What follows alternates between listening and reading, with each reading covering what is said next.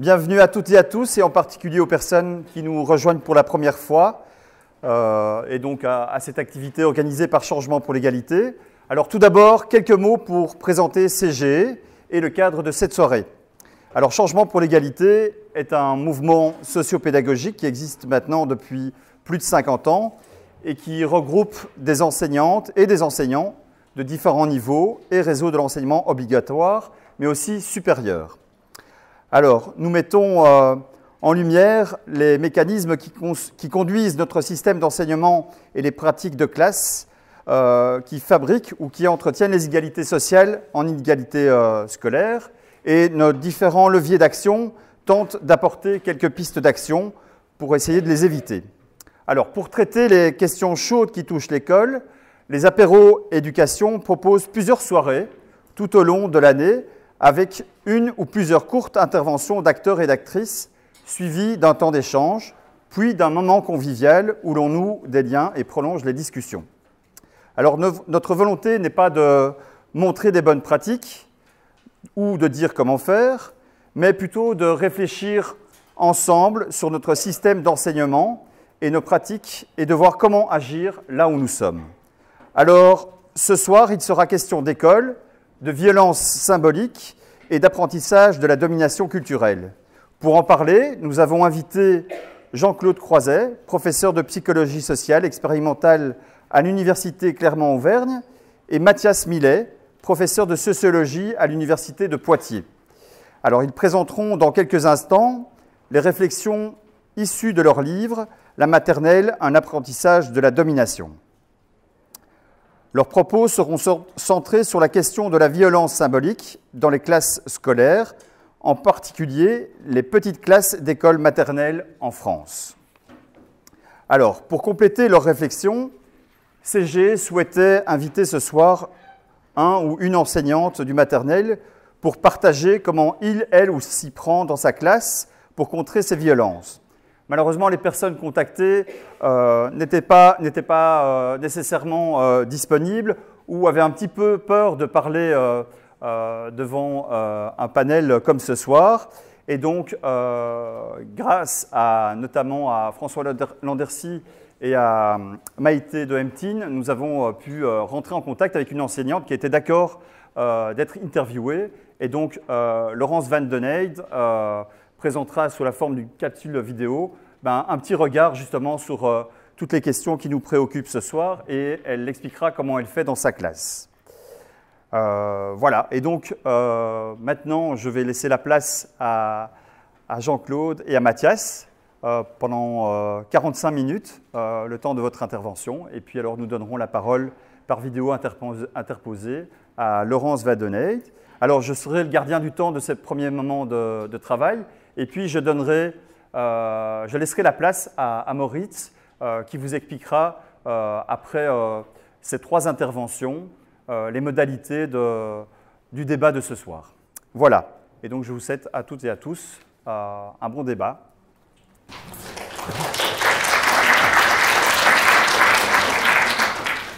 Eh bien, merci beaucoup pour votre accueil, de nous recevoir ici pour alimenter vos réflexions. J'espère qu'on pourra jouer ce rôle-là. Merci à Moritz et Benoît pour votre invitation. On va consacrer notre propos à la question donc, de la violence symbolique dans les écoles de maternelle en France. Voilà, même si je pense que ce qu'on va vous dire vaut au-delà de ces simples classes d'école maternelle. Je vais vous expliquer pourquoi. Et on va vous parler donc de cette notion de violence symbolique, qui est une notion à la fois très connue et en même temps un peu compliquée. Et je dirais que, pour résumer, pour simplifier, l'idée générale du propos, c'est d'essayer d'interroger la façon par laquelle l'école parvient à nous convaincre, nous les élèves, nous les enseignants, que ces verdicts disent quelque chose de notre propre valeur personnelle et intellectuelle, que nous méritons notre sort, nos résultats, que nous méritons nos notes, nos orientations, finalement, notre destin ou les places qu'on va finir par occuper. Et donc la question finalement qu'on peut se poser, c'est comment se fait-il qu'on finisse par admettre ou dire de nous-mêmes qu'on était fait ou qu'on n'était pas fait pour l'école, qu'on y a réussi parce qu'on a bien travaillé ou que l'on y a échoué faute d'être doué pour la théorie, pour les mathématiques, pour le français, les langues, ou tout simplement parce qu'on n'aimait pas ça. Voilà. Alors, il y a en fait derrière tout ça des conceptions assez ordinaires de notre rapport à l'école, et je crois que ces conceptions, elles sont importantes parce qu'en fait, elles ont des effets durables.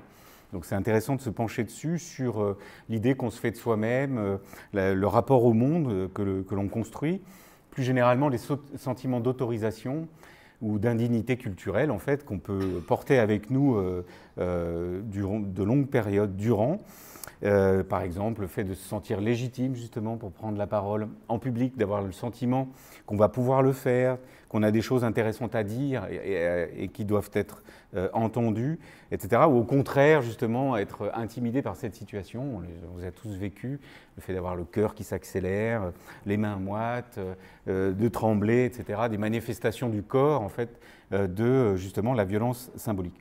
Alors, ce qu'on va essayer de vous montrer, c'est que ce travail d'inculcation, en fait, il est, bien sûr, il se produit au long cours des parcours scolaires, mais il intervient très tôt, en fait, dans le parcours scolaire et dès les petites classes, et notamment les petites classes d'école maternelle. Et souvent, ce travail opère à bas bruit, hein, c'est-à-dire que personne se dit « je vais inculquer ça », évidemment. Et donc, les choses se font implicitement, mais de façon d'autant plus, sans doute, efficace. Alors, pour vous parler, je vais aller vite sur ce point parce que ça a été évoqué, mais on s'appuie sur toute une enquête qui a été conduite plusieurs années durant, qui a donné lieu à une publication en 2016 sous le titre de l'École des incapables, qu'on a dirigée Jean-Claude et moi, mais où d'autres collègues ont participé, ont produit un certain nombre de données et d'analyses avec nous. Et le point de départ qu'on avait, c'est un étonnement justement sur les explications de la difficulté scolaire, puisqu'en fait, dans nos travaux respectifs, beaucoup sur l'école, on trouvait des enseignants qui évoquaient justement le manque de motivation des élèves, la relation fusionnelle avec la mère, l'absence du père, le manque de cadres familiaux, un ego surdimensionné, la violence intériorisée, le manque de capacité, un potentiel sous-exploité, que sais-je encore.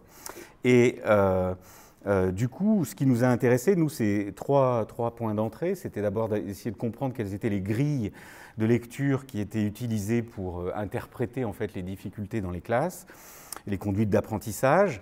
D'autre part, c'était d'essayer de comprendre comment ces grilles s'imposent à tous, en fait, aussi bien aux enseignants, aux agents scolaires plus généralement, et aux élèves, aux parents.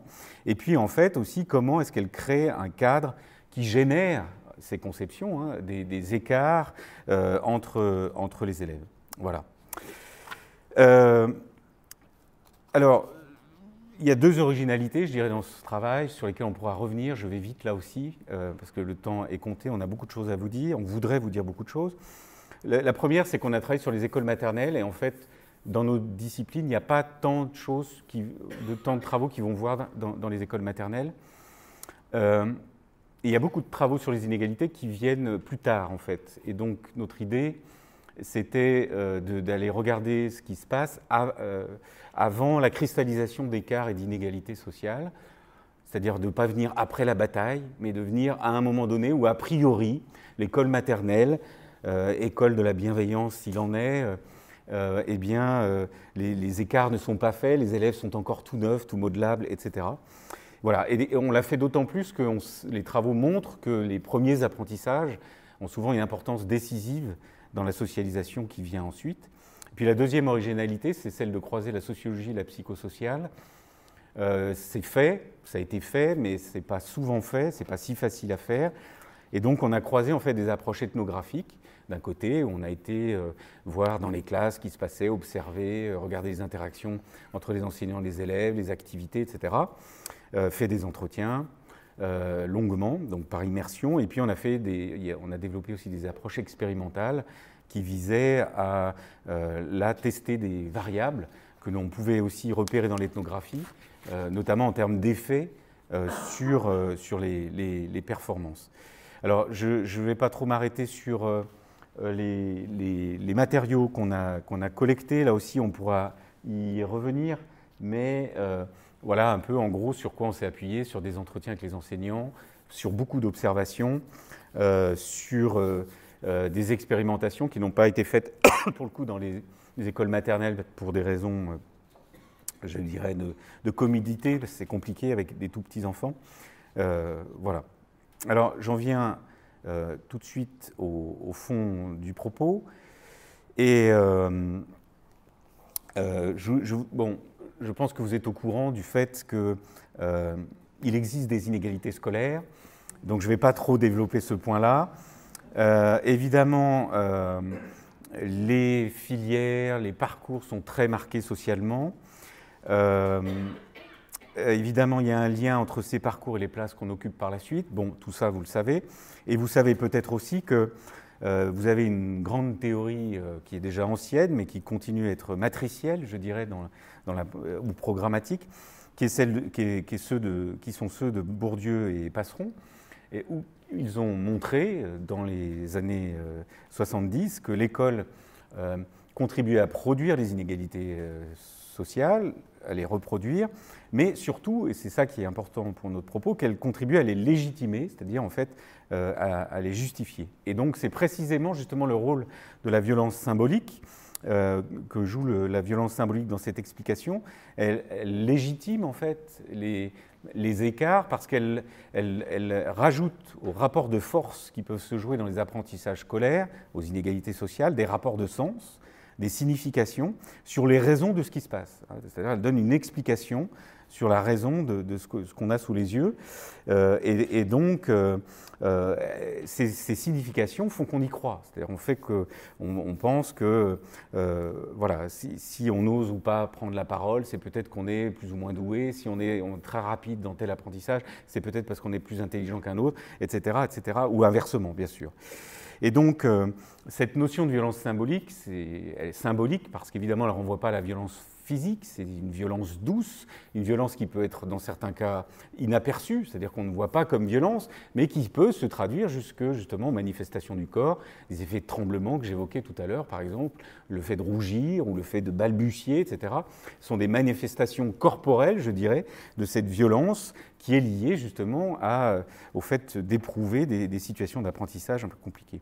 Alors, c'est important de le dire, je me permets de citer cette phrase de Gérard Mauger qui dit « Si dans bien des cas les dominés ne se rebellent pas contre les dominations qu'ils subissent, ce n'est pas ou pas seulement par peur de répression policière, militaire, parentale, conjugale et par peur de la violence, et si les exploités ne se rebellent pas contre l'exploitation dont ils sont victimes, ce n'est pas ou pas seulement sous l'empire de la nécessité, mais aussi parce qu'ils ont tendance à accepter leur situation comme allant de soi, à la percevoir comme inscrite dans l'ordre des choses. » Et donc on pourrait ajouter finalement que dans nombre de situations, eh bien, on ne se rebelle pas parce qu'on voudrait dire quelque chose, mais on n'ose pas le dire, on est intimidé, on est impressionné, etc. Et donc finalement ça interroge un peu la manière dont l'ordre social tient, se justifie d'exister et peut d'une certaine façon aussi se perpétuer. Alors, il y a un autre auteur qui s'appelle Basil Bernstein, dont vous avez peut-être entendu parler, qui est intéressant aussi, je passe vite là-dessus aussi, mais lui, il parle plutôt de discours mythologique. Il dit, en fait, l'école est productrice de discours mythologiques, pas méthodologiques, et ces discours mythologiques servent à l'école, justement, à expliquer les écarts et à dissocier finalement inégalité sociale et inégalité scolaire. Autrement dit, ce sont des théories explicatives qui produisent un ensemble de croyances, ça c'est important, sur le sens des événements qui se déroulent sous nos yeux. Et c'est ça qui conduit finalement les élèves, les parents, les enseignants, etc., à voir dans l'échec un manque de travail, un manque d'effort, un manque de capacité, ou dans la réussite, le résultat d'une forte motivation, du mérite, de l'intelligence, etc. Donc ça a un pouvoir de persuasion et voilà. Et donc ça résume aussi un peu cette idée de violence symbolique. Alors la violence symbolique n'est pas réservée au domaine scolaire, hein. On va la trouver dans différentes scènes sociales, quand on va devant le juge, si on passe devant le juge, dans les marchés officiels, ce qu'on appelle les marchés tendus, quand on va voir le médecin, quand on va voir le prof aussi, hein, le prof de ses élèves, où il y a des enjeux derrière, de parole, de manière de s'exprimer, etc., dans une assemblée publique, sur un plateau de télévision, un plateau de radio, etc. Mais évidemment, comme on est dans des sociétés à école, eh bien, les rapports de communication pédagogique jouent un rôle tout à fait important dans l'exercice en fait, de cette violence symbolique, puisque l'une des fonctions de la communication pédagogique, c'est justement le modelage des significations, le modelage des esprits, etc. Alors, le paradoxe, c'est que cette notion, elle est bien connue, elle a été travaillée, mise au jour, etc., notamment donc par Bourdieu et Passeron, mais finalement, d'un autre côté, les mécanismes par lesquels elle opère dans les écoles, dans les classes, ces mécanismes, concrètement, ont été assez peu travaillés. Voilà. Donc, en tout cas, étayés d'un point de vue empirique. Et c'est du coup un peu ce qu'on a cherché à faire, c'est-à-dire à étayer un peu ces mécanismes d'imposition de la violence symbolique dans les classes. Alors, il y a deux dimensions qui n'ont pas été particulièrement étayées, justement, et qui sont au centre de notre enquête. C'est d'un côté comment la manière dont la communication pédagogique produit concrètement la croyance, l'adhésion, c'est-à-dire qui fait qu'on finit par voir dans ce qui se passe des différences d'intelligence. Bon, vous avez compris, je ne refais pas toute la liste. Et donc ça, c'est important parce que chez Bourdieu, vous avez cette idée qui est très importante, donc centrale, qui dit comme la théorie de la magie, la théorie de la violence symbolique repose sur une théorie de la croyance, ou mieux, sur une théorie de la production de la croyance, du travail de socialisation nécessaire pour produire des agents dotés des schèmes de perception, des perceptions et d'appréciation qui leur permettront de percevoir les injonctions inscrites dans une situation ou un discours et de leur obéir. Donc en fait, c'est parce qu'on adhère, qu'on croit, sans le savoir, à ces schémas explicatifs que finalement on est enjoint par les situations. Et d'autre part, la deuxième dimension qui a été peu étayée, c'est les effets situationnels en fait, et socialement discriminants de cette adhésion sur la réussite et l'échec, les performances scolaires, etc. Donc c'est justement ces deux dimensions qu'on a essayé de travailler. Et finalement, derrière tout ça, c'est la question de la reconnaissance d'un ordre social et culturel. Reconnaissance au sens d'apprendre à discriminer ce qui a de la valeur, ce qui n'a pas de valeur. Dans notre monde social, tout n'a pas une égale valeur, mais aussi dans le sens où on a foi, on y croit. Par exemple, la méritocratie, ça marche si on y croit un minimum, sinon ça ne marche pas. Voilà. Parce que, évidemment, c'est basé en partie sur la croyance. Voilà. Alors, du coup, on va vous faire une description de ces mécanismes pratiques d'exercice de la violence symbolique dans les classes en 3 temps. On va montrer dans un premier temps qu'elle repose sur une organisation de l'inégale familiarité des élèves vis-à-vis des activités scolaires, que d'autre part, elle repose sur une théodicée, c'est-à-dire en fait un discours mythologique, justement, explicatif, justificatif, à l'origine de la complicité active des élèves, et évidemment qui ne se fait pas sous la forme de discours, vous allez voir, en particulier dans les petites classes. Et puis, on verra dans un troisième temps la contribution de la violence symbolique à la question de la réussite et de l'échec. Alors, je viens sur le premier point.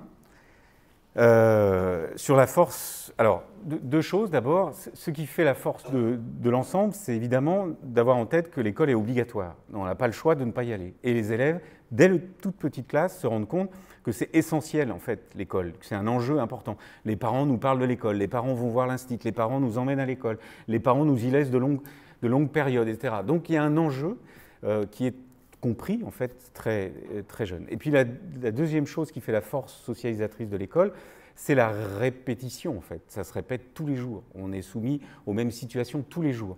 Donc par force d'habitude, on acquiert en fait tout un ensemble de savoirs sur la façon dont les choses fonctionnent, et donc justement on peut intérioriser tout un ensemble de conceptions. Voilà.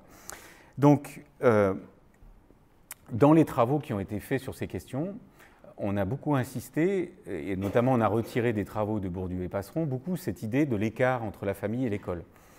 Ce qui fait la difficulté scolaire, ou la facilité, c'est le plus ou moins grand écart entre la famille et l'école, avec l'idée que l'école propose des savoirs qui sont socialement situés, qui sont inégalement proches des différents groupes, et donc, évidemment, ça produit des écarts aussi selon l'origine des élèves. Voilà. Donc, Bourdieu et Passeron, par exemple, parlaient d'une inégale rentabilité scolaire des savoirs familiaux, du langage familial, etc. Ce que notre enquête montre, c'est qu'en fait, le problème de l'inégale rentabilité scolaire des savoirs familiaux, ce n'est pas seulement un problème d'écart scolaire, c'est aussi le fruit d'une organisation de la communication pédagogique. Voilà. Alors, pourquoi cela? Parce que dans les écoles maternelles, on va, par exemple, accorder une très grande attention à la pensée et au savoir personnel des élèves. Donc, il y a une idée qui domine, c'est que c'est bien de partir de ce que savent les élèves, parce qu'on ne les met pas en difficulté, parce que aussi on rend peut-être l'école moins rébarbative, et que donc, finalement, on les met en position de travailler. C'est finalement ce que Bernstein nommait la pédagogie invisible, c'est une pédagogie qui n'est pas toujours explicitée. Et donc, pour ça, on fait faire des choses aux élèves, hein, c'est-à-dire on les fait cuisiner, on les fait dessiner, on les fait jouer. Il y a tout un ensemble de dispositifs comme ça qui font qu'on part des savoirs personnels des élèves, mais aussi, par exemple, les rituels de regroupement. On regroupe les élèves, par exemple, le matin autour du tableau, et qui va faire la météo, qui va compter les absents, qui fait la date, etc., ou qui présente un objet personnel, ou qui raconte ce qu'on a fait le week-end avec sa famille. Vous avez donc des temps de regroupement de ce type, vous avez des ateliers séparés dans lesquels les élèves font différents types d'activités, sont mis au travail de cette façon. Donc on fait faire des choses aux élèves, donc voilà la date, présenter un objet, parler devant le groupe, etc.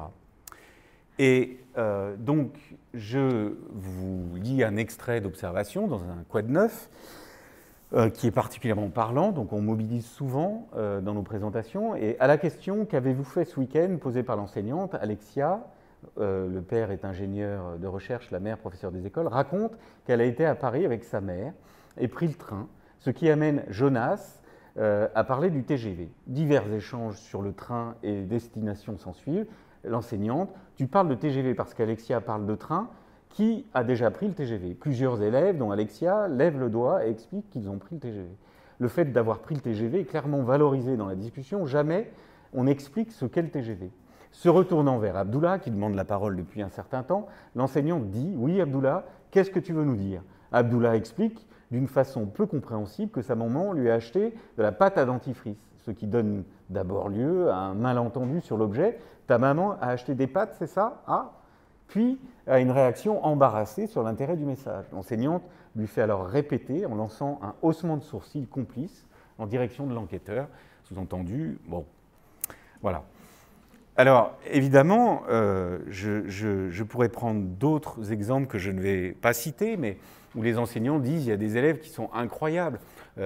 Une élève nous raconte qu'elle a été opérée, il y en a un autre qui nous parle de gaz soporifique, c'est incroyable, etc. Ou d'autres qui connaissent les pistes vertes, les pistes noires, voilà, quand on leur demande ce qu'ils ont fait pendant les vacances, quand d'autres parlent de la porte derrière laquelle le père s'est caché pendant les vacances.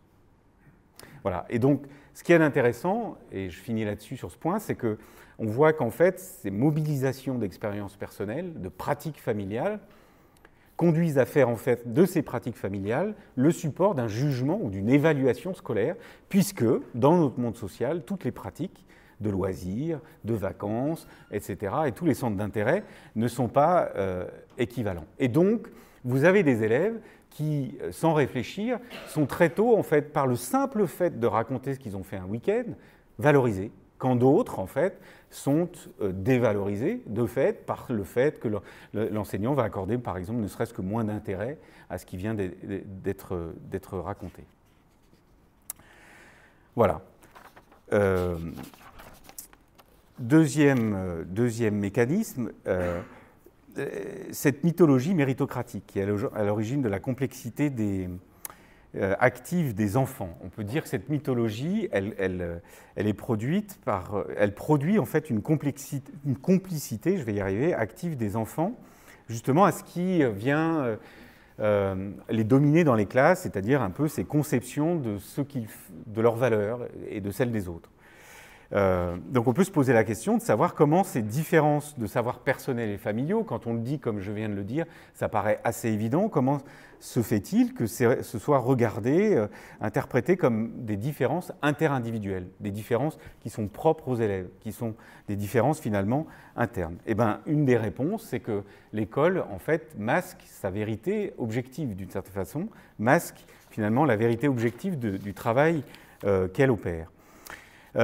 Donc, première chose, dans ce mécanisme, elle contribue à occulter les apprentissages ou les origines sociales des différences entre les élèves en ce qui concerne la préparation à la culture scolaire. Elle tend à dissimuler l'origine sociale des différences de préparation des enfants. Qu'est-ce que ça veut dire? Quand on observe le fonctionnement des classes, on est surpris par le fait qu'on accorde peu de place aux apprentissages. Alors vous allez me dire, c'est bizarre ce que vous racontez, c'est vrai, en tout cas au savoir explicite. Alors les élèves passent bien leur temps à faire des apprentissages, mais souvent ils le font de manière implicite. C'est-à-dire ils ont affaire à des apprentissages qui vont sans dire.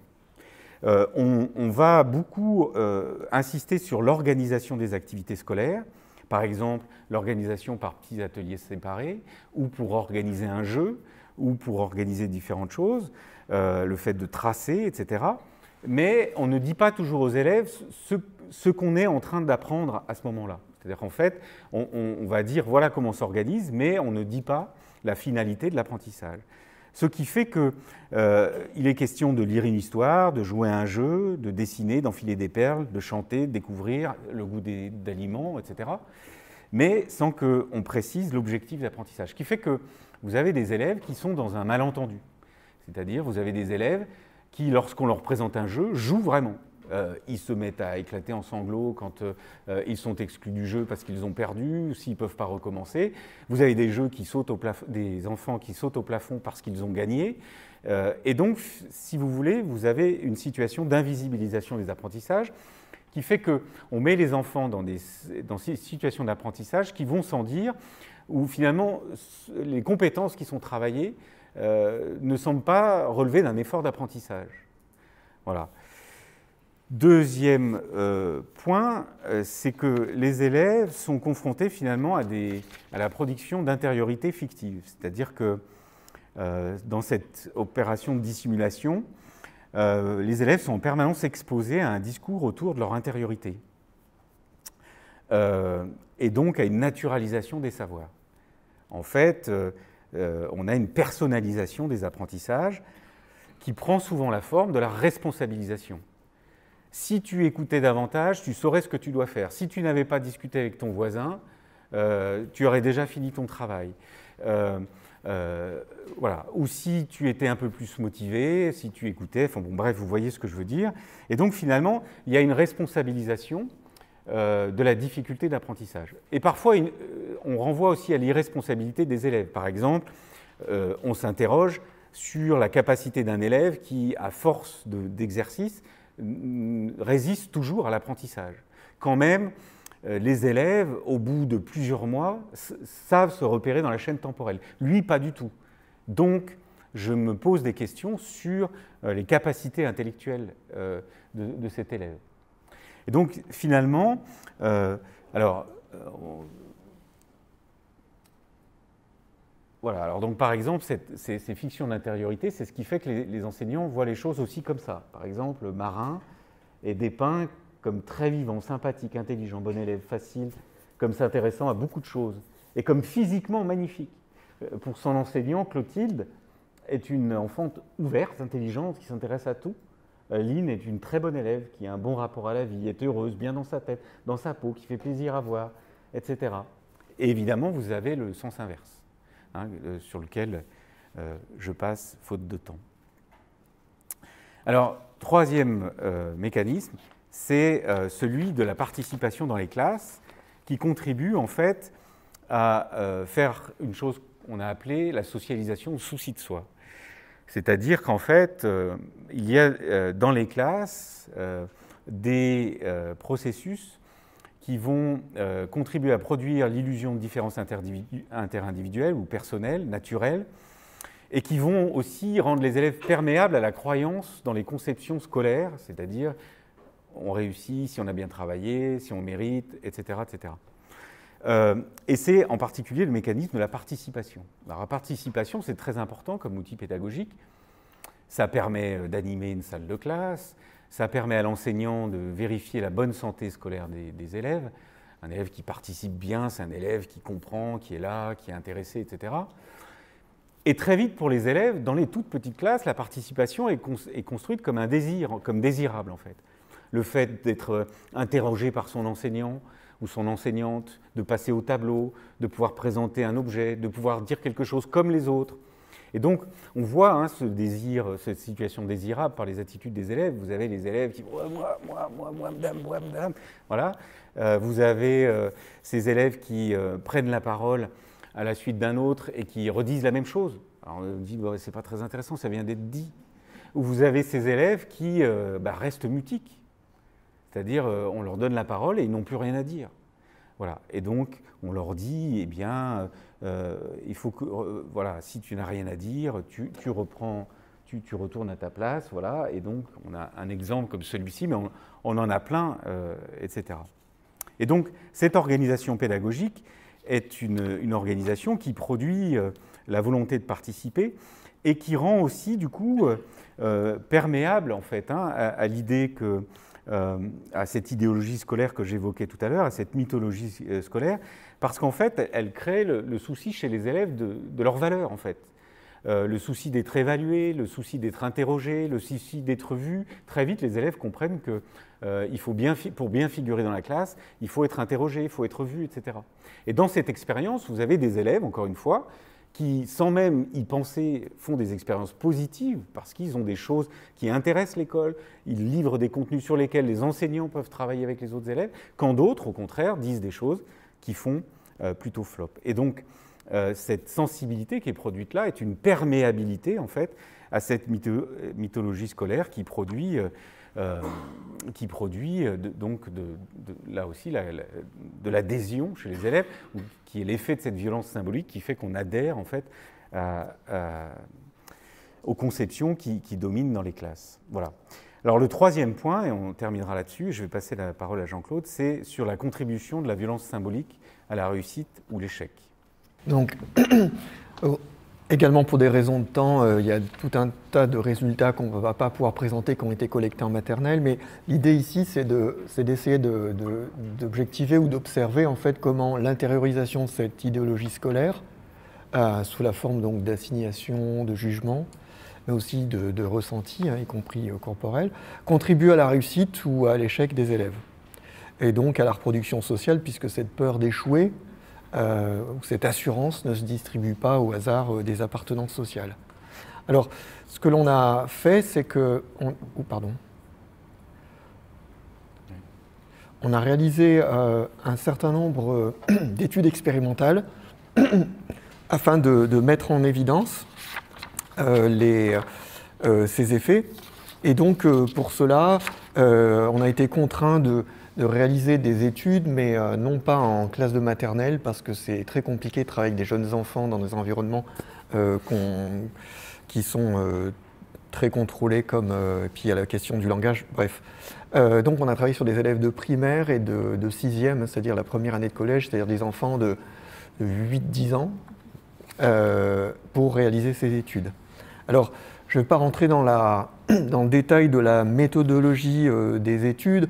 Une première expérience a été réalisée où on s'est intéressé en fait aux enfants en fonction de leur origine sociale, donc des enfants issus des catégories populaires, des catégories intermédiaires ou supérieures, à qui on a demandé de réaliser un exercice, donc en situation de classe, un exercice difficile qui est un exercice de lecture et de compréhension. En fait, c'est une épreuve que l'on a empruntée à une batterie de l'évaluation nationale en France, mais en fait qui est en fait destiné à des enfants plus âgés. Donc on sait que c'est un exercice qui est très difficile. Donc les enfants lisent le texte, et puis ensuite sur l'écran en fait apparaissent des questions. Et les enfants ont une feuille et doivent répondre aux questions de compréhension, et ils ont un temps limité pour cela. Et ce que l'on va faire, c'est qu'on va manipuler, c'est-à-dire en fait, tous entre guillemets, mais créer une variation dans la situation de classe qui va dépendre des classes. Et il y a deux conditions. Dans une condition, les enfants réalisent l'exercice comme je viens de le décrire. Et dans l'autre condition, les enfants en fait sont informés que s'ils ont trouvé la bonne réponse, ils doivent lever la main. Donc l'idée ici, en fait, c'est de mettre les enfants dans une situation où ils peuvent se comparer, et notamment de voir comment vont réagir les enfants qui sont en difficulté et confrontés à la réussite des autres. Car, comme si on l'a dit précédemment, les enfants ont intériorisé cette idéologie scolaire qui va prêter en fait des qualités supérieures à ceux qui réussissent et donc des qualités inférieures à ceux qui ne réussissent pas. On peut penser que ça va produire des effets chez les enfants qui sont en difficulté. Donc très rapidement, ici, vous allez avoir un graphique qui va représenter donc la performance des enfants à la tâche en fonction de leur catégorie d'origine, populaire ou supérieure, et avec les deux conditions ici, condition témoin et la condition doigt levé, où les enfants font sans situation de visibilité. Alors, bon, ce n'est pas une nouveauté, c'est régulièrement observé. On observe que sur cette étude-là et sur cette épreuve-là, les enfants issus des milieux populaires réussissent moins bien en moyenne que les enfants issus des catégories supérieures.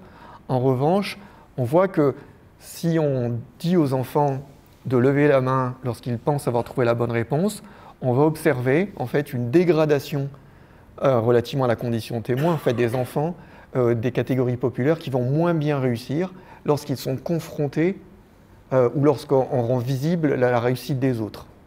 Donc la question qu'on peut se poser, c'est pourquoi ? Bien parce que ces enfants sont moins bien préparés et moins familiers avec cette tâche scolaire, en fait, ils sont particulièrement sensibles au risque de stigmatisation par la mise en visibilité de leurs difficultés. Donc, ce qu'on a fait ensuite, dans un deuxième temps, on a essayé de reproduire cette expérience, mais en construisant artificiellement, on va dire expérimentalement, cette distance avec la norme scolaire, où on a manipulé la familiarité avec la tâche. Alors pour cela, on a utilisé un stratagème. On a demandé aux enfants de réaliser une tâche préliminaire qui les a amenés à apprendre un code. Donc vous voyez ici, par exemple, une des feuilles. Donc ils avaient un petit livret. Vous avez des lettres et puis des symboles. Et les enfants doivent réécrire dans le tableau qui est à droite, et bien sous les lettres, le symbole qui correspond. Et au bout d'un moment, eh bien, on finit par apprendre en fait la correspondance entre ces symboles et entre les lettres et les symboles. Alors par contre, ce que l'on n'a pas dit aux enfants, et ils ne le savent pas, c'est qu'on a manipulé, il y a deux types de carnets. Il y a un carnet dans lequel il y a beaucoup de feuillets de codage, et puis dans un autre carnet, il y a des feuillets de codage, mais il y a aussi beaucoup des feuillets de remplissage, c'est-à-dire une tâche secondaire qui en fait ne présente aucun intérêt pour nous, si ce n'est qu'elle les empêche de faire du codage comme les autres. Okay ? Donc il y a des enfants qui sont avantagés, des enfants qui sont désavantagés. Ensuite, il y a l'épreuve d'évaluation, où là, les enfants, on leur présente de nouveau à l'écran des mots, par exemple monde et liste, et ils ont 45 secondes pour coder. Alors, on va regarder les résultats. Les résultats, c'est le nombre de bonnes réponses, c'est-à-dire le nombre de lettres qui ont été correctement codées. On a les enfants qui sont faiblement préparés ou fortement préparés. Et je vous rappelle que les enfants ont été distribués aléatoirement dans ces deux conditions. Donc vous avez ici des bons élèves, des enfants issus des catégories supérieures, pas uniquement, mais en tout cas, ils ont été aléatoirement répartis dans les conditions. Et puis de nouveau, on a notre manipulation témoin, ou alors on fait la tâche doigt levé. Et ce que l'on observe, c'est qu'on reproduit exactement en fait, le résultat que l'on avait à observer avec l'origine sociale, si ce n'est qu'ici, on ne peut pas attribuer en fait, les variations à autre chose que, en tout cas, ce qui a été induit dans le cadre de l'expérience. On voit que les enfants qui sont mal préparés du fait de la manipulation expérimentale, eh bien, sont moins performants lorsqu'il réalise ses tâches en présence en fait, d'autres élèves qui réussissent. Alors, l'idée était ici de reprendre, j'en ai encore besoin de 3 minutes et puis nous avons terminé, mais l'idée ici était de reprendre cette expérience afin de montrer que ce qui joue, ce n'est pas tellement le fait que les différences de réussite soient visibles, que l'interprétation et la compréhension que les enfants ont de ces différences. Donc, dans une autre étude, ce que l'on a fait, c'est qu'on a vendu la mèche, c'est-à-dire qu'on a reproduit l'expérience précédente, mais donc là, dans cette expérience, tous les enfants vont lever la main, mais ce que l'on va faire, c'est que, donc on a des enfants qui sont faiblement entraînés, des enfants fortement entraînés, toujours la performance, mais on va rendre visible l'avantage. C'est-à-dire qu'on va dire à une moitié des enfants, on ne vous a pas dit, mais en fait les carnets ont été trafiqués, et il y a des enfants qui ont été en fait avantagés dans la tâche de codage.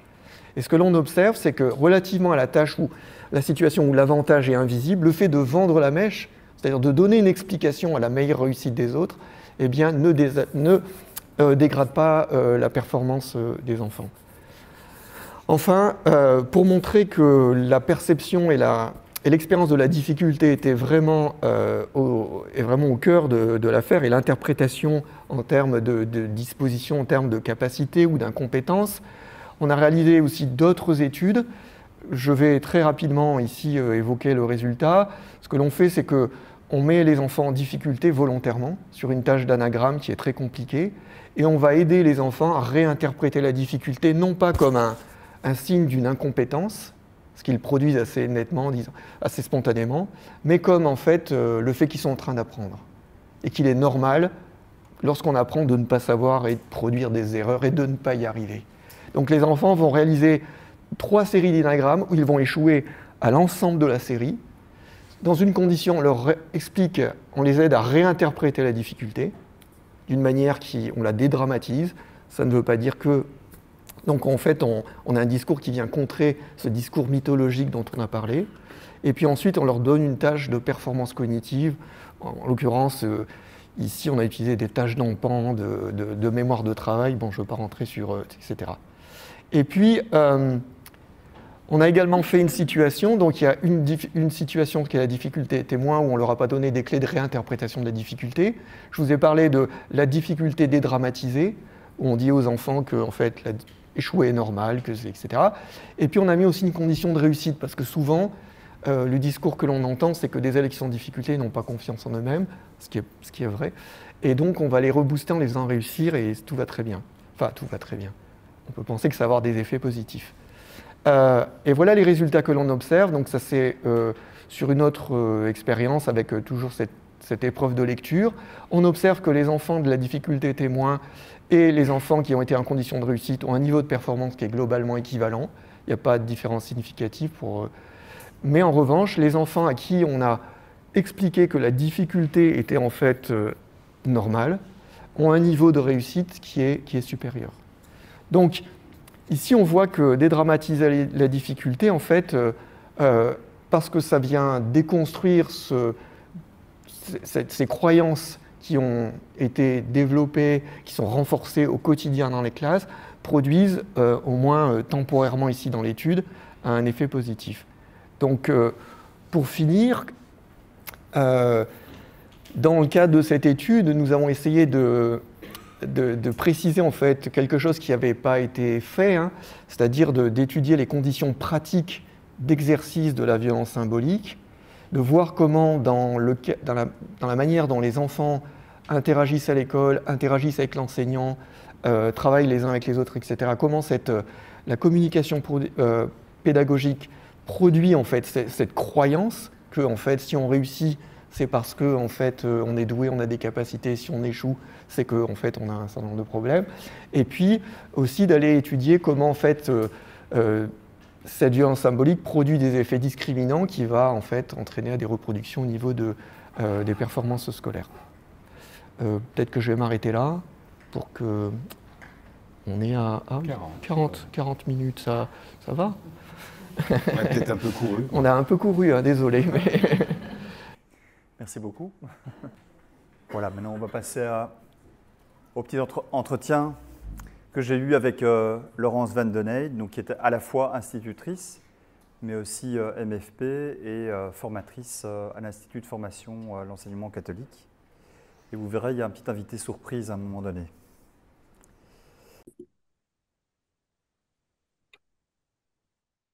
Voilà, bonjour Laurence. Merci d'avoir accepté de répondre à nos questions par rapport à, voilà, à la soirée qui nous occupe concernant les violences symboliques à l'école. Ben, je propose dans un premier temps peut-être de vous présenter. Oui, voilà, bonjour, je m'appelle Laurence Vandeneng, donc je suis institutrice maternelle depuis 30 ans à l'Institut Saint-Michel à Nivelles. Je suis MFP depuis une petite dizaine d'années à la Haute École Vinci, donc à l'ONCBW à Louvain-la-Neuve. Et je collabore aussi depuis une petite dizaine d'années comme enseignante formateur avec l'IFEC maintenant. Et voilà, donc j'ai fait pas mal de formations avec CGE depuis que je suis sortie de l'école normale. Et elles m'ont toujours nourrie et enrichie et elles m'ont permis de me remettre en question aussi, de faire évoluer toutes mes pratiques pédagogiques depuis 30 ans. Voilà, merci pour ces fleurs. Et donc, quand j'ai pris contact avec vous, je vous avais demandé, peut-être dans un premier temps, on pourrait évoquer un peu les caractéristiques scolaires du public qui côtoie votre école et votre classe. Voilà. Donc, mon école a fort évolué. Quand je suis arrivée là-bas il y a 28 ans, on avait un peu une étiquette d'école élitiste dans le centre de Nivelles. Mais on accueillait surtout un public, je vais dire, de notables. On avait beaucoup d'enfants, de docteurs, d'avocats. Et puis notre population a vraiment évolué. Alors maintenant, bon, c'est qu'un indice, mais on a un indice socio-économique de 15. Mais je pense qu'il y a 27 ans, on devait être certainement à 19. Donc ça a évolué quand même dans l'école. Maintenant, c'est une petite école de centre-ville à Nivelles avec une belle mixité sociale. On accueille quelques enfants primo-arrivants aussi. Et voilà, ça se passe très bien. C'est une école vraiment très riche et pas très riche au niveau humain en tout cas parce que justement, il y a beaucoup de partage et on n'a pas vraiment de soucis dans l'école. On a quand même une ouverture. Je trouve qu'on a beaucoup évolué justement dans l'accueil des enfants aussi. Je crois qu'avant, certaines familles avaient peut-être un peu peur d'inscrire les enfants chez nous parce qu'on avait une étiquette justement d'école élitiste où on ne travaillait peut-être qu'avec, entre guillemets, des familles plutôt aisées. On dit que maintenant, on est vraiment reconnu pour notre bienveillance et notre caractère familial aussi et nos dispositifs pédagogiques quand même aussi dans l'accueil des enfants. Lors de notre premier échange, vous avez parlé qu'il y avait une évolution au niveau de la population scolaire.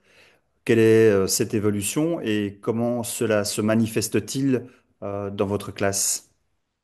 Alors, dans ma classe, bah, disons que je vois, voilà, il y a vraiment une différence de niveau entre les enfants. Il y a des enfants qui sont fort sollicités à la maison et qui ont déjà accès à beaucoup de points de culture, surtout dans Nivelles. Et donc, ils ont vraiment une ouverture sur le monde qui est déjà quand même très très riche. Et puis par contre, ben, il y a des enfants qui vivent des situations très difficiles aussi dans la classe, avec des familles plus précarisées ou des familles monoparentales quand même aussi. Avec, j'ai par exemple cette année deux familles qui, les mamans sont parties en foyer d'accueil d'urgence avec leurs enfants. Donc ça fait quand même un contexte de vie aussi dans la classe qui est différent. J'ai une petite fille qui est russe et qui ne parlait pas du tout français. Elle est arrivée chez nous au mois de mai l'année passée et dans ma classe ici au mois de septembre. Elle commence seulement à s'exprimer maintenant ici au mois de janvier. Mais donc, voilà, c'est vraiment les différences de culture, de milieu socio-économique qu'on n'avait pas il y a 25 ans dans mon école, en fait. Et donc, par rapport à la thématique de la soirée, concernant les violences symboliques, qu'est-ce que vous pouvez observer dans vos classes? Alors, depuis que je suis enseignante, enfin, déjà même quand j'étais stagiaire, j'ai quand même vu pas mal de choses, pas dans mon école, hein, mais vu ou en tout cas entendu. Et j'ai vu pas mal quand même d'actes qui maintenant, je pense que ça serait vraiment reconnu comme de la maltraitance éducative même, mais avec des enseignants qui ne supportaient pas des enfants qui étaient un peu différents ou qui s'impliquaient pas spécialement dans la classe. Et donc, il y avait parfois même des mots qui étaient blessants.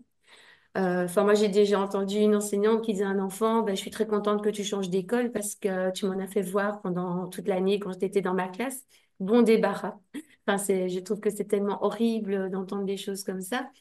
Euh, dans, je trouve que c'est surtout aussi dans l'approche que les enseignants ont avec certaines familles, en fait, d'étiqueter des familles. J'ai déjà entendu aussi, par exemple, des enseignants qui disent, de toute façon, ces gens-là, c'est des cons, on fera jamais rien avec eux. Et je me dis, comment est-ce qu'on peut accueillir un enfant dans sa classe quand on a déjà une étiquette aussi horrible sur les parents de cet enfant? Et des enfants, voilà, c'est surtout je pense que quand il y a des enfants qui viennent d'un milieu un peu plus fragile ou qui sont vraiment en souffrance aussi psychologique parce qu'ils vivent des choses pas faciles à la maison, je remarque que pour certains enseignants, c'est compliqué. Ils aimeraient bien que tout se passe toujours bien dans la classe, ils n'ont pas trop envie de s'impliquer non plus par rapport à ces enfants-là. Enfin, c'est vraiment une question, je crois, de mentalité, de personnalité, mais les choses, je trouve, évoluent quand même positivement. Parce qu'en tout cas, dans mon école, mais je pense que c'est un peu général, on parle beaucoup plus du climat de classe, de la bienveillance, on y est beaucoup plus attentif. Mais c'est vrai que je remarque encore, surtout même parfois en primaire, que, un enfant qui ne suit pas ou qui ne réalise pas tout de suite sa feuille, ben, parfois j'ai des collègues qui les renvoient en maternelle chez l'ancienne institutrice pour un peu soi-disant qu'elle les gronde parce qu'ils n'ont pas fait le travail. Mais moi, j'ai une autre approche parce que j'explique alors plutôt à mes collègues qu'il faut que cet enfant il faut peut-être passer par un travail un peu différent, que le travail sur feuille est peut-être très compliqué là tout de suite pour un enfant de 5 ans, moi de 7 ans. Et donc, généralement, on a quand même un beau partage entre collègues, mais je vois qu'il y a beaucoup de clichés en fait dans l'enseignement qui restent, qui sont peut-être liés aussi à l'éducation que les enseignants ont eue et voilà, qui reproduisent un peu sur leurs élèves. Et donc, le fait de se fâcher quand un enfant aussi ne réussit pas tout de suite quelque chose qui est mis en place, de ne pas accepter les petites différences qu'il y a chez les enfants, un enfant qui est un peu plus bavard ou voilà, dire des petites phrases du style, de toute façon, c'est toujours le même. Avec lui, ça ne m'étonne pas. Il était déjà comme ça avant, il ne changera pas. Et donc, il y a des enfants qui se retrouvent vraiment enfermés dans des étiquettes qui leur colle à la peau toute la scolarité. Enfin, je l'ai déjà vu, mais moi, c'est un sujet qui me touche beaucoup parce que intuitivement, même quand j'étais jeune, que j'étais à l'école, je me rendais compte qu'il y avait déjà ce problème, même à l'école secondaire. Et donc, finalement, dans mon parcours après d'institutrice, je me suis dit, ah ben, j'avais bien perçu qu'il y avait ces problèmes-là. Et donc, c'est quelque chose à laquelle je suis très attentive dans la classe. Et bah, toutes les formations que j'ai faites m'ont aidé aussi à prendre conscience en tant qu'adulte, on pouvait vraiment faire des dégâts, causer des dégâts chez les enfants et quelque part vraiment entacher leur avenir aussi. Dès la maternelle, je pense vraiment. J'ai des enfants parfois qui viennent témoigner, même des enfants parfois de collègues qui sont passés chez des instituteurs qui les ont tellement brimés que ces enfants ont dû avoir un suivi chez une psychologue pour se remettre sur les rails de l'école. Et c'est des adolescents maintenant, mais qui restent encore traumatisés finalement parce qu'ils ont vécu par des phrases ou du rejet de la part de leur institutrice.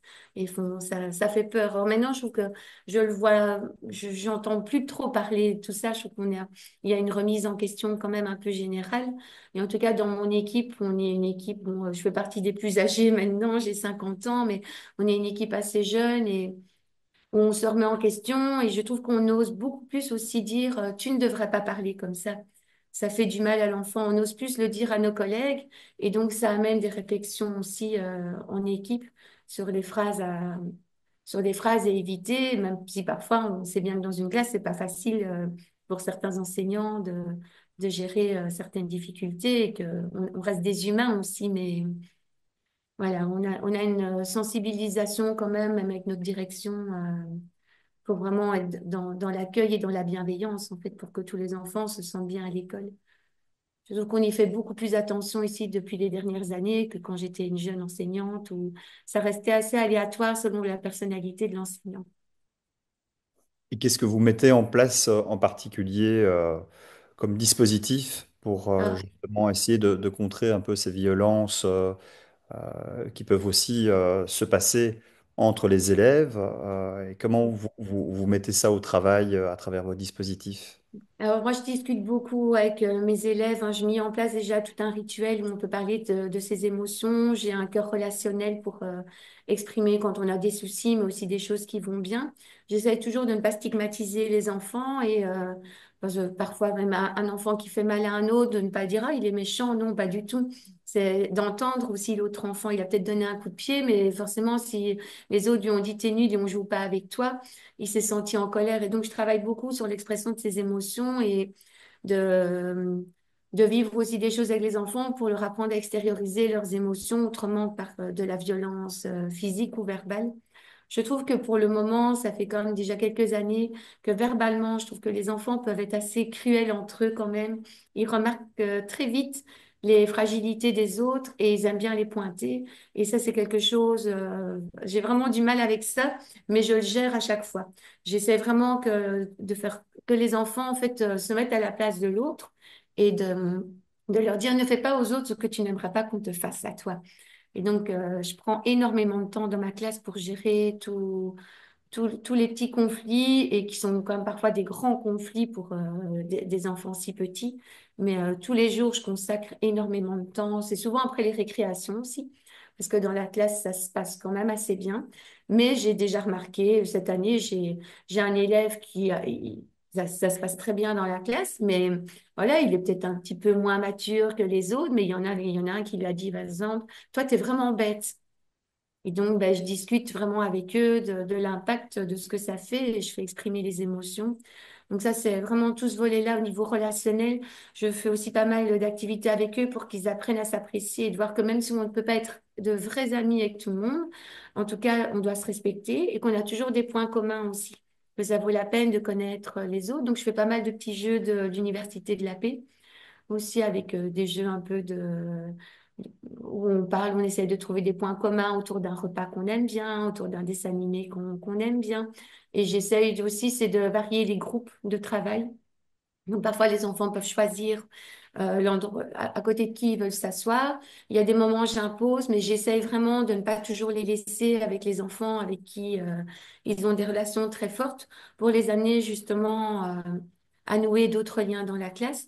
Parce que ça, je suis persuadée qu'un bon climat relationnel, c'est vraiment la porte ouverte aux apprentissages pour que tout se passe bien. L'un ne va pas sans l'autre. Et puis dans mes pratiques de classe, ben, j'ai fait énormément de formations avec CG et c'est là que j'ai fait des formations avec Joseph Storder. Donc depuis, je pense, 14 ans, je me suis énormément formée avec lui aussi.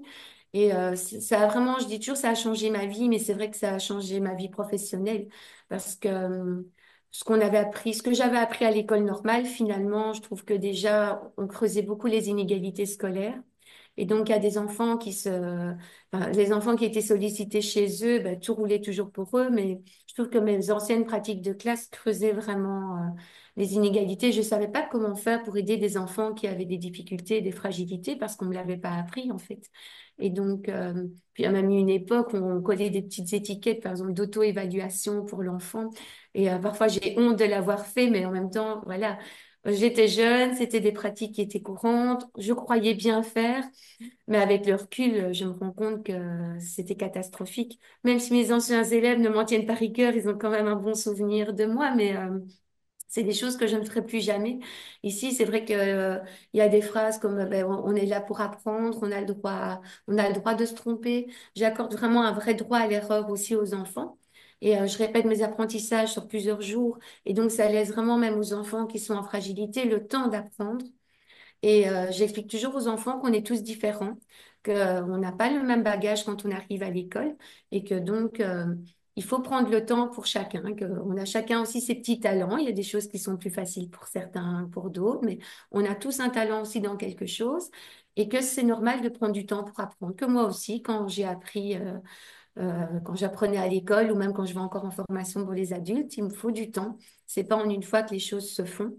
Et donc, j'ai toujours beaucoup de bienveillance pour les enfants pendant l'apprentissage et je pense que ça fonctionne bien parce que même des enfants qui étaient plutôt en fragilité, mais avec ma façon de travailler, en fait, ils ont tous la même base avant de commencer l'apprentissage et donc tout le monde participe en classe, en fait. J'ai pas des enfants qui restent en retrait. J'ai ma petite élève qui parlait russe. Ben, c'est vrai que pendant 4 mois, elle était beaucoup plus discrète, elle refusait de parler. Puis là, depuis la rentrée de janvier, enfin, elle communique un peu plus avec nous, elle lève le doigt, elle donne des réponses. Et donc, c'est une grande satisfaction aussi pour moi parce que je voyais qu'au début, elle avait peur aussi de s'exprimer devant tout le monde. Et je suis très contente de la voir maintenant qui a le sourire. Et je pense que patience et bienveillance, c'est les maîtres mots dans la pédagogie et encore plus dans une classe maternelle parce qu'on est vraiment à la base de tout et on ne se rend pas compte qu'on pourrait vraiment dégoûter des enfants de l'école aussi très tôt. C'est vraiment catastrophique en fait de voir des enfants qui à 5 ans ont perdu déjà confiance en eux à cause de certains regards d'enseignants. Merci. Est-ce que vous pouvez donner des exemples concrets de pratiques euh, autour de l'apprentissage qui justement tient compte des différences et qui fait que ben voilà, vous arrivez à accompagner les élèves les plus en difficulté au niveau de l'apprentissage? Ben voilà, par exemple, avant de travailler un sujet, si je vais travailler une histoire et que je me rends compte qu'il y a beaucoup de mots qui pourraient être inconnus de certains enfants, je vais travailler avec eux pendant 1 ou 2 semaines tout le vocabulaire, par exemple, de l'histoire, pour que chacun puisse vraiment comprendre l'histoire. Et si je l'ai travaillé, par exemple, une histoire qui s'appelle l'Afrique de Zigomar, c'est une histoire où il y a beaucoup d'humour parce qu'en fait, il y a un maire qui croit qu'il va en Afrique, mais il va au pôle Nord. Et je me rendais compte avant, quand je racontais cette histoire, par exemple, que les enfants ne comprenaient pas tout de suite l'humour de l'histoire. Parce que quand ils arrivent, soi-disant en Afrique, en fait, ils disent il y a un éléphant, mais c'est un morse. Et donc, j'ai travaillé avec eux toute la différence du pôle Nord, de l'Afrique. On a vu les animaux, on les a comparés, on a vu leurs ressemblances aussi, leurs différences. Et donc, par exemple, quand je fais après des images mentales avec cette histoire, les enfants rigolent parce qu'ils se rendent compte, oh, il s'est trompé, en fait, il est au pôle Nord et ils confondent le morse et l'éléphant, mais ils font tout de suite les liens. Et donc, tous les enfants de la classe le font maintenant. Tandis qu'avant, j'avais peut-être 2 ou 3 enfants qui faisaient ces liens.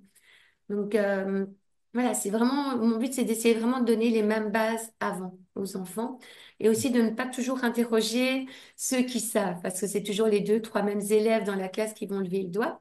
Et donc, je vais donner moi-même beaucoup d'informations aux enfants pour éviter aussi de mettre en avant toujours les mêmes enfants qui savent déjà, mais qui savaient déjà avant d'arriver dans ma classe. Et donc, je trouve que enfin, ça facilite aussi le climat relationnel dans la classe parce que les enfants ne se sentent pas moindres qu'un autre. C'est quelque chose à laquelle je suis très attentive. C'est que tout le monde voit, je mets en avant tous les progrès en fait des enfants. Et donc, je travaille pas avec des productions. Je suis pas attentive aux productions. Donc, j'ai pas de feuilles avec des collages d'apprentissage. On est vraiment dans de la manipulation, dans des stratégies qu'on verbalise. Et je valorise vraiment tous les progrès des enfants. Et parfois, le premier jour, c'est très compliqué pour une majorité d'enfants. Je dis, mais c'est normal. Mais on s'applaudit parce qu'on a vraiment bien travaillé. On a fait l'effort de chercher. Et demain, ça va aller mieux. Et enfin, parfois, je suis étonnée, c'est même émouvant. J'ai des enfants qui me disent, voilà, moi, je ne sais pas encore tout faire, mais je vois que par rapport à hier, je fais déjà beaucoup mieux et je suis super contente. Et je trouve que c'est gai qu'un enfant de 5 ans puisse exprimer ça et se dire, on a encore après 3 jours pour continuer à apprendre avec madame. Je pense que voilà, pour moi, c'est quand même une bonne pratique. Je pourrais pas faire marche arrière. Donc, je répète vraiment mes apprentissages à chaque fois, minimum 4 à 5 fois sur la semaine avec eux. Et je trouve que ça fonctionne bien, en tout cas. Vous travaillez beaucoup sur le langage, Oui. de ce que je comprends de votre l'expérience que vous venez de nous partager, et aussi sur une dimension de fierté. Est-ce que vous pouvez nous expliquer un petit peu pourquoi c'est important pour vous? Et aussi Euh, peut-être la question de la répétition dans le temps. la question de la répétition, c'est très important. Pardon, il y a mon chat qui passe devant. Voilà. Donc, la question de la répétition, ça vient vraiment des neurosciences et des formations que j'ai faites avec Joseph Storder et puis avec Marianne Boll. Et donc, au niveau du fonctionnement du cerveau, c'est vrai qu'avant, je faisais plutôt du zapping parce que c'est ce que j'avais appris à l'école normale. On faisait des ateliers en tournante, beaucoup d'autonomie, des activités que les enfants faisaient en autonomie. Mais moi, je croyais que c'était la bonne méthode puisque c'est ça qu'on m'avait appris. Et puis, je me suis rendu compte avec le temps que je creusais vraiment les écarts entre les enfants. Un enfant que je trouvais en difficulté, à l'époque je disais difficulté dans ma classe en troisième maternelle, je le retrouvais en difficulté en sixième primaire avec un collègue qui parlait, qui disait il a vraiment des grosses difficultés. Tandis que maintenant, je vois plutôt des enfants qui ont des fragilités passagères et la manière dont je travaille leur permet vraiment d'améliorer aussi leur stratégie et d'apprendre. Et je me rends compte ben, que même quand je parle après de mes anciens élèves avec mes collègues, le discours a changé. Et mes collègues vont plus dire, oui, c'est peut-être un enfant qui doit faire plus d'efforts, mais en tout cas, il a envie d'apprendre et il va chercher des stratégies vraiment pour évoluer. Et il n'y a plus ces étiquettes qui restent comme ça sur les enfants. Et donc le langage, ben, je crois que c'est important parce que c'est la base de tout. Même quand je fais des mathématiques avec eux, du dénombrement, j'essaye vraiment de créer avec eux des images mentales et donc je verbalise énormément les, par exemple, j'ai mon chat qui vient m'embêter, les dispositions du schème, l'organisation spatiale d'un schème. Je vais vraiment prendre beaucoup de temps avec les enfants pour les construire, pour essayer de les voir dans la tête, de les faire avec des jetons, puis de cacher, de verbaliser, que les enfants répètent. Et donc, ça prend énormément de temps. Au début, quand j'ai commencé à travailler comme ça, j'étais assez fatiguée quand même parce que ça change aussi ma posture d'enseignant. Je fais 3 à 4 apprentissages sur la matinée avec, voilà, si c'est 4, c'est qu'il y en a un qui est déjà plus un entraînement. Et donc, j'ai vraiment 3 bons apprentissages par semaine avec eux. Et c'est vrai que je suis très présente. Je circule, j'observe beaucoup les enfants, je leur demande d'exprimer leur stratégie. Si les enfants savent pas, je le fais. Je donne des modèles de bonnes réponses. Je me suis beaucoup intéressée à l'enseignement explicite aussi, même si je ne suis pas la méthodologie de l'enseignement explicite, mais ça m'a vraiment beaucoup aidé aussi dans ma façon d'expliciter les choses aux enfants pour qu'elles soient le plus compréhensibles aussi. Il a décidé de ne pas me lâcher. Mais, Voilà, il est très intéressé aussi par oui, votre. voilà, c'est ça. Euh, je voulais vous poser une dernière question. Qu'est-ce que vous trouvez encore qui reste difficile avec les élèves qui sont le plus éloignés de la culture scolaire, malgré tous les dispositifs que vous mettez en place autour justement du langage, de la nécessité de répétition, de travailler des savoirs et des apprentissages sur la durée. Qu'est-ce qui reste encore difficile dans vos classes?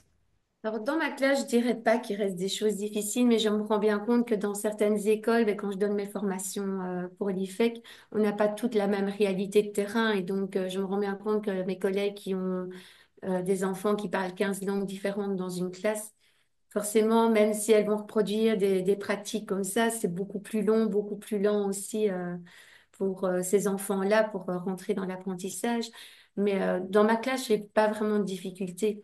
Je pense que ce qui a vraiment comme une difficulté qui reste dans l'école, c'est le regard aussi de l'enseignant sur les enfants et que les enseignants voudraient avoir tout de suite et avoir des résultats. Peut-être qu'ils ont l'impression que si les enfants savent faire vite, apprennent vite, ils sont des bons enseignants.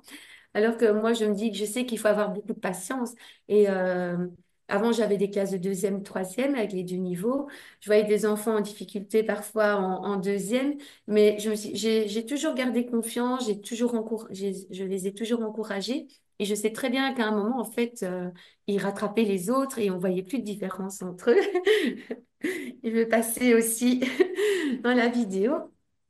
Mais voilà, donc ouais, pour moi, c'est plus le regard, c'est encore le regard que certains enseignants ont, la difficulté, je pense, plus que par rapport aux enfants. Bon, après, c'est vrai que voilà, peut-être je suis une idéaliste, mais je pense qu'avec beaucoup de bienveillance et avec des pratiques de classe où on essaie vraiment de respecter chaque enfant, qu'il aille à son rythme aussi. Parce que forcément, entre un enfant qui arrive à l'école et à qui on ne raconte jamais d'histoire à la maison, et un enfant qui fait plein d'activités avec ses parents, il y a un monde de différence et donc on ne peut pas attendre que ces enfants-là aient le même niveau au même moment selon les attentes de l'enseignant. Voilà. Un tout grand merci pour votre apport, pour cette Merci à soirée. vous. Et je ne doute pas que vos regards sur les enfants et sur les élèves en particulier et sur ce que vous nous avez partagé concernant vos dispositifs de classe alimenteront sûrement la suite, la deuxième partie de Je la soirée l'espère. de ce lundi. Un tout grand merci, Oui. Laurence, et à très bientôt, j'espère. À très bientôt. Bonne soirée à tout le monde.